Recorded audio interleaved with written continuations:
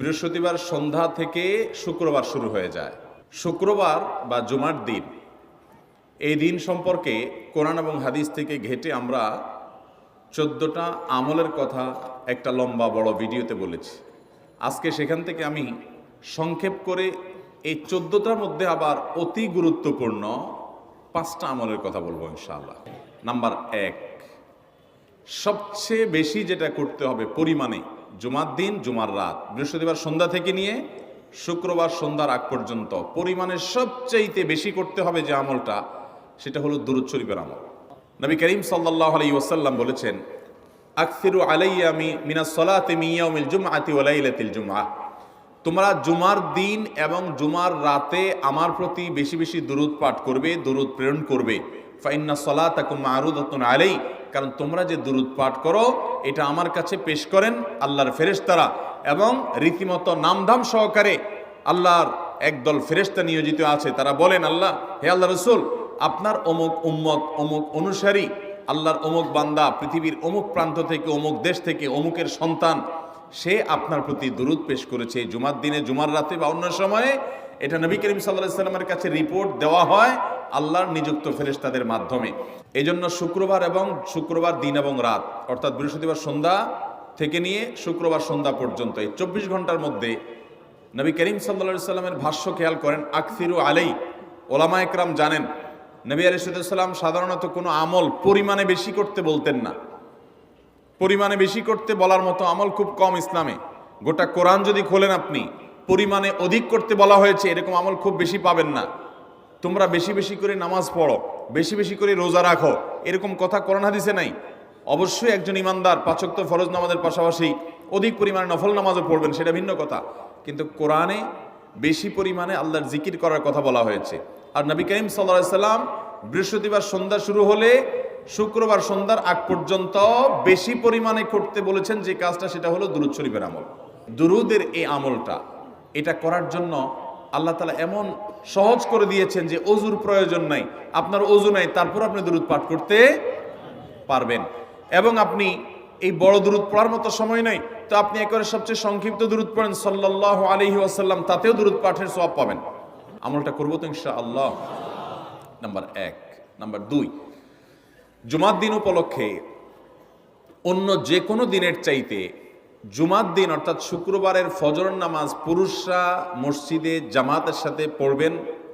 জামাতের সাথে পড়ার নিয়ত করবেন পাক্কা, কারণ অন্য যে কোনো দিনের ফজরের নামাজ না, শুধুমাত্র যত নামাজ আছে, নবী করিম সাল্লাল্লাহু আলাইহি সাল্লাম বলেছেন, আফদালুস সালাওয়াতে ইনদাল্লাহ, আল্লাহর কাছে দুনিয়ার সব নামাজের মধ্যে 5 ওয়াক্ত সাধারণ নামাজগুলোর মধ্যে সবচেয়ে উত্তম নামাজ হলো সলাতুল ফজরে মাআল জামাআতে ইয়াউমাল জুমআহ, জুমার দিন ফজরের নামাজ জামাতের সাথে আদায় করা হলো যত নামাজ আছে এর মধ্যে সবচেয়ে শ্রেষ্ঠ নামাজ।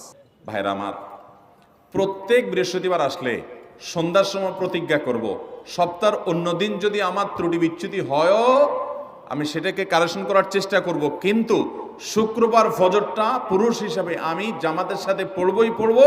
তার জন্য রাতে আগে আগে শোবো, ডাবল ট্রিপল অ্যালার্ম দিয়ে শোবো, অন্য নামাজি বন্ধুকে বলবো ফোন দিয়ে ডেকে দিবি, একে অন্যের সহযোগিতা করব, কিন্তু ফজরের নামাজ জুমার দিন ছাড়বো না ইনশাআল্লাহ। 3 নম্বর আমল হলো সূরা কাহাফ পড়বো। যারা কোরআন পড়তে পারেন না তারা শুনবেন, আর যারা পড়তে পারেন তারা নিজে পড়বেন। সূরা কাহাফ যদি জুমার দিন কেউ পড়ে, নবী করিম সাল্লাল্লাহু আলাইহি সাল্লাম বলেছেন এই সূরাটা তার জন্য নূর হবে, নূর, আলো আল্লাহর তরফ থেকে। কিয়ামতের ময়দানে ভয়াবহ গুটগুটে অন্ধকার হবে। কিয়ামতের একটা ভয়াবহ শাস্তি হলো অন্ধকারের শাস্তি। ভাইরা আমার, অন্ধকারের শাস্তি মানে এমন ভয়াবহ অন্ধকার হবে যে দুনিয়ার অন্ধকারের সাথে কোনো তুলনাযোগ্য নয়। সেই ভয়াবহ অন্ধকারে কিছু আমল আছে যে আমলগুলো মানুষের ওই অন্ধকারের মধ্যে আলোর কাজ দিবে। এর মধ্যে একটা হলো এই সূরা কাহাফ। অন্য অনেক উলামা ইকরাম বলেছেন এর ব্যাখ্যা হলো সূরা কাহাফ যদি কেউ এক বৃহস্পতিবারে পড়ে, পরের বৃহস্পতিবার পর্যন্ত, এক শুক্রবারে যদি পড়ে, পরের শুক্রবার আগ পর্যন্ত পুরো সপ্তাহব্যাপী তার ভিতরে নূর, ঈমানের নূর, তাকওয়ার নূর, ইলমের নূর, আমলের নূর, ভালো মানুষ হওয়ার নূর তার ভিতরে আল্লাহ তাআলা সৃষ্টি করে দিবেন। তো নবী সাল্লাল্লাহু আলাইহি সাল্লাম বলেছেন সূরা কাহাফের প্রথম 10 আয়াত যদি কেউ মুখস্থ করে, তো এই ব্যক্তিকে আল্লাহ রাব্বুল আলামিন এবং যদি তেলাওয়াত করে, এই ব্যক্তিকে আমলের মাধ্যমে দাজ্জালের ফিতনা থেকে আল্লাহ বাঁচিয়ে রাখবেন। অতএব জুমার দিন প্রত্যেক শুক্রবারে সূরা কাহাফ পড়ব তো ইনশাআল্লাহ। 4 নম্বর আমল হলো, দুনিয়াতে যত ফজিলতপূর্ণ আমল আছে এর মধ্যে সবচেয়ে বেশি ফজিলতপূর্ণ আমল এটা। খুব সহজ আমলটা, খুব সহজ। প্রত্যেক শুক্রবার আমরা এটা করতে পারি। জুমার দিন আগে ঘুম থেকে উঠে উত্তম রূপে গোসল করে মসজিদে আগে আগে গিয়ে পায়ে হেঁটে গিয়ে সামনে ইমাম সাহেবের কাছাকাছি গিয়ে বসা, অনর্থক কথা কাজ না করা, তেলাওয়াত জিকির আজকারে মশগুল থেকে নামাজটা পড়ে বের হয়ে আসা, এই কাজ।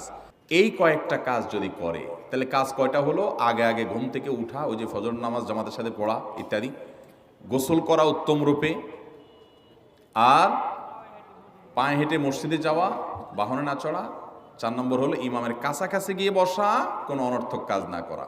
এই 4টা কাজ যদি কেউ জুমার দিনে করে, নবী করিম সাল্লাল্লাহু আলাইহি সাল্লাম বলেছেন ওই ব্যক্তি বাসা থেকে মসজিদ পর্যন্ত যে আসলো, যতগুলো পা ফেলবে, যতগুলো স্টেপ ফেলবে, যতগুলো কদম দিবে, প্রতিটা কদমের বিনিময়ে আল্লাহ রাব্বুল আলামিন তার অ্যাকাউন্টে, তার আমল নামাতে 1 বছর রাত জেগে, সারা রাত জেগে তাহাজ্জুদ নামাজ পড়লে এবং 1 বছর সারা দিন, প্রত্যেকটা দিন পুরা বছর জুড়ে নফল রোজা রাখলে যে পরিমাণ সওয়াব পাইতো, 1 বছর নফল রোজা, 1 বছর রাতভর জেগে তাহাজ্জুদের নামাজ পড়ার সওয়াব মাত্র একটা কদম ফেলার বিনিময়ে দিবেন। চেষ্টা করব না ইনশাআল্লাহ। 5 নম্বর এবং সর্বশেষ আমল হলো, জুমার দিনে একটা সময় আছে দোয়া কবুল হয়। দোয়া কবুলের যে সময়গুলো আছে এর ভিতরে অত্যন্ত ইম্পর্টেন্ট একটা সময় হলো জুমার দিন। শুক্রবারের একটা সময় সম্পর্কে নবী সাল্লাল্লাহু আলাইহি ওয়াসাল্লাম বলেছেন যে একটা সময় আছে শুক্রবারের, এই সময়ে বান্দা কোনো দোয়া করলে আল্লাহ তাআলা ফিরিয়ে দেন না, কবুল করেন। কিন্তু সময়টা যে ঠিক কখন, এটা হাদিসে নবী সাল্লাল্লাহু আলাইহি ওয়াসাল্লাম বলেন নাই, যাতে করে হয়তো আমরা সারা দিনেরই কম বেশি দোয়ার চেষ্টা করি।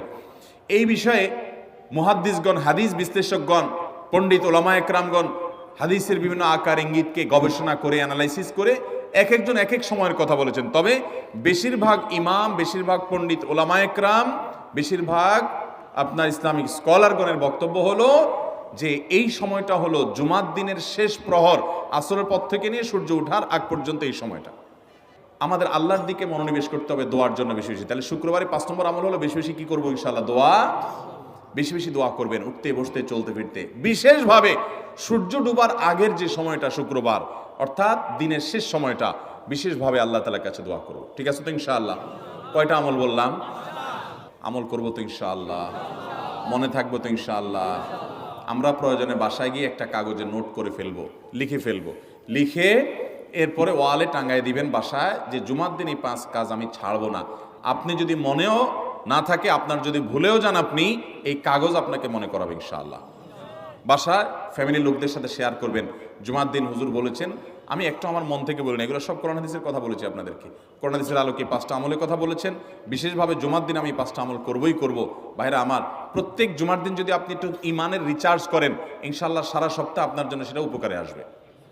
চেষ্টা করবো তো ইনশাআল্লাহ? আল্লাহ তাআলা এই আমলগুলো আমাকে, আপনাকে, আমাদের সবাইকে করার তৌফিক দান।